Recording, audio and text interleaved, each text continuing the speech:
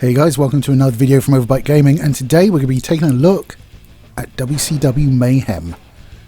Now, this one, I always see this one get lambasted, and honestly, I kind of like it. It came out at a point, I think it was 99, when, if you're a PlayStation guy, you had WWF Attitude, and that was kind of it. That was kind of like the wrestling game tone. This was just before the first SmackDown game come out. So when you look at it sort of versus Attitude, it's kind of like, okay, well that can, in my opinion, they can trade blows, yeah? I think they're both pretty okay for the time, shall we say.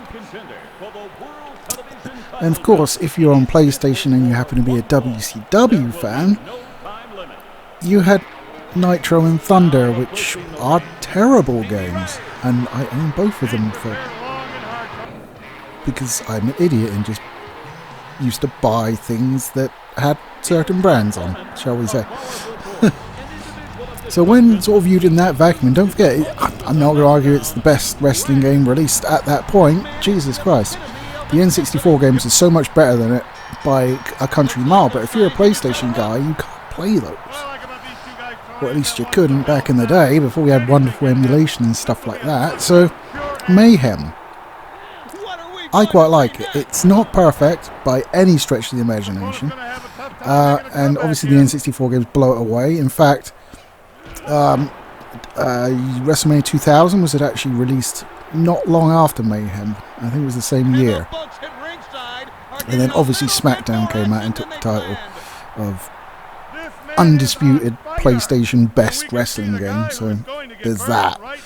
And that was the following year, as far as I understand. So it kind of came out in this one time frame where it could, really.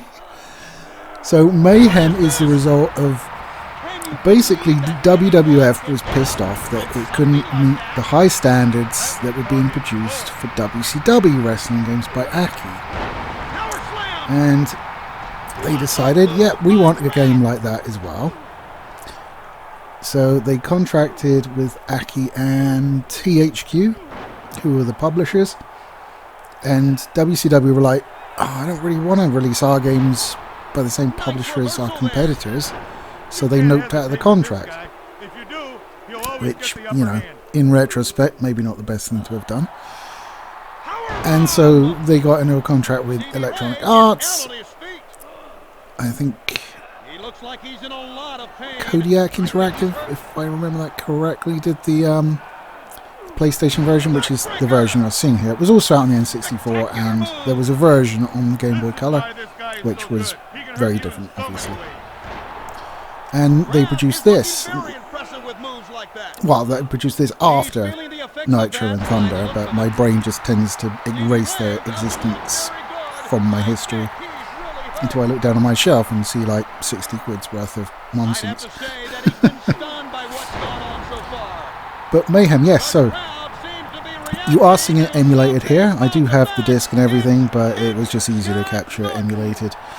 So I'm emulating it, I've upscaled it, I've removed the PlayStation wobble, and I've removed screen tearing as well. So this is pretty much as good as it's going to look, ever. And it doesn't look that bad.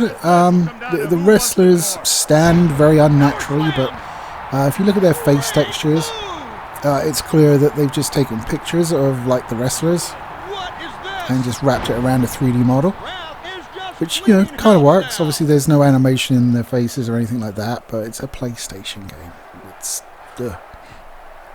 It's an old boy, not as old as some old boys I've done on the channel, but pretty old. And there's the sort of main mode of it is the quest for the best mode, where you would fight your way through a number of leagues, winning the belt when you beat the champion, and then once you've done all that, it was game over. That's also how you unlocked, basically. Sorry, I couldn't remember if I hit record or not, so I was like, oh! So basically that's how you unlocked additional characters as well. You go through and you unlock like all sorts of characters. There's like 50 characters, and it's not just wrestlers as well. It's also WCW, just on-air talent. So it's not quite down to the levels of Nitro where the entire development team is. but there's a few that you wouldn't necessarily sort of jump at you saying like, oh yes, I'd love to play this chap. But no. There are a few more actually. There's audio files in the game for a few personalities that didn't make it, such as Rick Rude and Tony Schiavone, I think.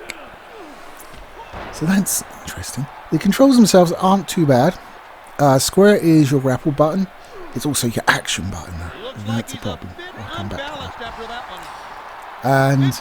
And you have triangle, which is like your special attack button, which is usually a kick of some sort, or a big old punch. You have your regular kick button, which is X, and your punch button, which is circle. And then your shoulder buttons do your blocking and your running and stuff like that. So pretty straightforward. You can vary the moves up a little bit by pressing up or down in combination with button press, and that will give you a different move. There aren't many moves though. See, let's get like the negatives out of the way real quick. There's not very many moves. You know, okay, it's a relatively early game, and you know, there's that. Probably the biggest issue I have with it is hit detection. It's not great, and you've almost got to learn how to play it, learn how to sort of make sure that your grapples sort of actually grapple and don't just fluff. Because there's so many times you would just be waving your arms at your opponent and you're like, no man, that really should have grabbed him. But it didn't, it just waved his arms at him, which is not great. It happens less frequently with strikes, but it still does happen. So when you start playing it, it feels terrible. Once you're a few matches in, you start to get like the timing down and when you should press it in sort of terms of their animations. And you get to grips with it and it becomes less of a problem. However, what didn't become less of a problem for me is, you can probably see from the gameplay, is the action button and the grapple button are the same button. There's no modifiers, it's just contextual. And so you'll try and grapple somebody or pick someone up and you'll get out onto the apron or climb the ring post or pick up a weapon. Anything like that, and you're just like, dude, I just want to pick the damn guy up. Why could I have had like the use button on something else? Anything else? Because like, I don't know about you, but when I play wrestling games, I'm more about the grapples. I use strikes to start like grappling, and then once I've got him down, I'll pick him up and grapple again, and that sort of thing. So like, the grapple button is my most used button, man. It's picking up fucking snow shovels and shit. What the hell? Well, chairs, whatever. You know what I mean? So yeah, that's a bit off, you know. It's one of those things that, like, again, you get used to in the fact that you know not to try and grapple when you stood remotely close to a weapon or by the ropes or anything like that, because you might not end up doing what you want to do, and that can be quite frustrating. Also, although they've taken the special, they've basically gone 2 meters down the bottom, and it works a little bit like the Spirit Meter in the N64 games, but not exactly. In the N64 games, you build it up by dealing damage, and then it would light, and you'd flick the middle stick, that would go into special mode, and then you could just do your special from locking up and flicking the stick again. Nice and simple. It's a good system to ape.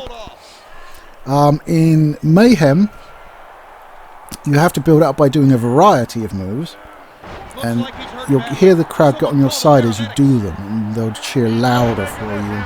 If you do the same move over and over, your meter will stop dropping and you'll be booed. And once you've got it sort of maxed out, the outside start flashing red at you, and all you got to do is lock up and then press the grapple button. Except it doesn't always trigger the special. Sometimes it will just do the grapple move instead of the special, which happened to me a few times. It's not too bad because it seems to like give you a second chance, so you pick them up and do it again, and you're like, okay, that's fine. Unless, of course, the last move was your grapple move, and then you've done 2 moves in a row, and it decreases your meter, and And you can no longer get a special lit, which is nice. But, you know, it is still an improvement over like Attitude and Warzone, where it was like a Mortal Kombat combination of buttons to do your finishers, which was super clunky. Didn't like that at all. I like both of those games. They were great when they came out and afforded me the opportunity to record wrestlers' theme songs using a 3.5mm jack to a 3.5mm jack onto a mini disc, so I could listen to them whenever I wanted. So it was almost worth getting them for that, and there was a game attached to it, so yeah, that was all good. So Mayhem was... I enjoyed it as a child. It does have its shortcomings. We've gone through some of the likenesses, although I praised it earlier for some of them. Some of them are really good. Some of them are unrecognisable, I think would be the kindest thing to say. But they do have the entrance music. They do have little short entrances. They come down to the ring. The arenas themselves are basically all the same, except they're like doled up differently to fit different pay-per-view events and wrestling shows. So a lot more effort has been put into this, and the wrestling itself is fine. Outside of like the collision detection and the action button thing, the wrestling itself is fine. Yes, I would have liked more moves. Yes, I would like to not get out the ring when I'm trying to pick someone up, and yes, I would like my finisher to work properly every time I press that button. But outside of that, I still had a good time with it, especially when I got it. I got it when it came out as a kid, and I remember specifically one Saturday where I was just playing it all day and finished the Quest for the Best mode. Oh, one side note about Quest for the Best. In order to go through the Cruiserweight one, you need Cruiserweight Wrestler. But, you know, that will mean that you won't be able to unlock everything unless you go ahead and go back through as a Cruiserweight. So just FYI there. And of course, there was going to be a sequel. Well, there kind of was a sequel in Backstage Assault, because in Mayhem you could go backstage. I didn't really go in for that. I was more about getting the wins in the ring, but you could go up the ramp, go through the back, and you would go to one of about 13 different backstage areas where there'd be weapons and things we would do, and other wrestlers could lie and wait. They also do runs as well, and stayed around for far too long, which is quite annoying, but there you go. So then they released Backstage Assault, which basically just expanded on like the backstage area gig, and it was just it's like when FIFA released like a Euro or a World Cup game, and you're just like, regular FIFA does that, why do I need to buy this one? It was kind of like that. I did buy it though, as explained before. I just bought every wrestling game I spotted, so there you are. Stupid, I know. But of course, Mayhem 2 was in development, and then unfortunately, or fortunately, depending on your point of view, WWF bought out WCW, and the game was cancelled, which was a shame because it was being developed by Aki again. So a new WCW game on PlayStation 2 developed by Aki, I would have been tits deep in that one. Oh, that would have set me. I would literally fill up buckets with saliva due to how much my mouth would water on that one. And that's a disgusting image, and I'm sorry, but it's the truth. But all was not lost, because what was going to be Mayhem 2 did become Def Jam Vendetta, which is in and of itself a superlative game. Let's go to the channel, have a look. And, you know, we got not wrestlers but rappers beating the living tar out of each other, and I think it was a bit more shall we say cartoonish, sort of more like All-Stars. WWF All-Stars, in the terms of their finishing moves were fairly ridiculous but painful looking, so it worked. Anyway guys, that's my retro review of WCW Mayhem. I almost couldn't remember the name. How odd. My brain must be failing. I am getting old. It is to be expected. Especially with the amount of chemicals I circulated through it in my earlier days. So there's that. And currently. But whatever. So, did you play WCW Mayhem? What did you think of it? Was it like as bad as everybody else says, did you think? Or did you think it was a decent game? There were just better options, especially if you had an N64. Getting an N64, there was absolutely no reason to buy this. You had the best wrestling game, and you would continue to have the best wrestling games for a few more years. Even if I didn't really get on with the WWF ones as much as I did with like Revenge. Revenge is like my peak wrestling game. That is easily my favourite wrestling game that's ever been released, and continues to be so to this very day. I know most people would say No Mercy, but I just like the WCW flavour more, and to be honest, I got one of the Duff No Mercy cartridges when I bought it. I think I got it for my birthday, and the fact that the battery was Duff in it and it couldn't save really ruined the experience for me. I do have I have rebought a new N64 and all 4 Aki wrestling games, so I do have it now. So with a working battery, so I can play it, but I don't know.